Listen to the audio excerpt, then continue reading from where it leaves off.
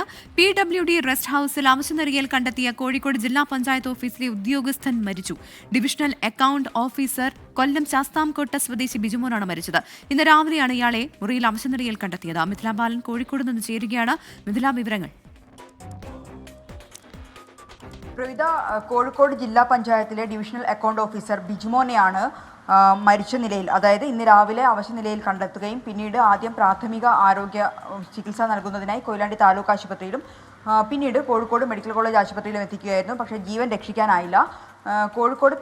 Koyilandy PWD rest ഹൗസിൽ കഴിഞ്ഞ കുറച്ച് ദിവസമായി അദ്ദേഹം താമസിക്കുന്നുണ്ടായിരുന്നു. 15-ാം തീയതി മുതലാണ് ഇവിടെ മുറിയെടുത്തിട്ടുണ്ടായിരുന്നത്.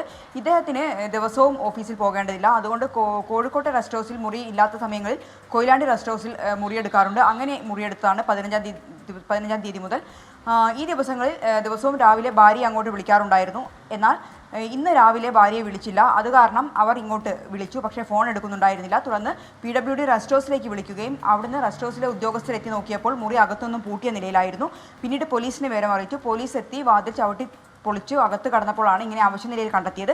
ഉടൻ തന്നെ ഞാൻ നേരത്തെ സൂചിപ്പിച്ചതുപോലെ തന്നെ കൊയിലാണ്ടി താലൂക്ക് ആശുപത്രിയിൽ എത്തിച്ചു. അവിടുന്ന് പ്രാഥമിക ചികിത്സ നൽകിയതിന് ശേഷം വിദഗ്ധ ചികിത്സയ്ക്കായി കോഴിക്കോട് മെഡിക്കൽ കോളേജിലേക്ക് എത്തിച്ചിട്ടുണ്ടായിരുന്നു. പക്ഷേ ജീവൻ രക്ഷിക്കാനായില്ല. മരണകാരണം എന്താണെന്ന് വ്യക്തമായിട്ടില്ല. മറ്റ് പ്രശ്നങ്ങളൊന്നും ഉള്ളതായിട്ട് നിലവിൽ വിവരങ്ങൾ ലഭ്യമായിട്ടില്ല. എന്തുതന്നെയായാലും കൊയിലാണ്ടി പോലീസ് അസ്വാഭാവിക മരണത്തിന് കേസെടുത്തിട്ടുണ്ട്. പോസ്റ്റ്മോർട്ടത്തിന് ശേഷം മാത്രമേ മരണകാരണം എന്ത് എന്ന കാര്യത്തിൽ ഒരു വ്യക്തത വരികയുള്ളൂ.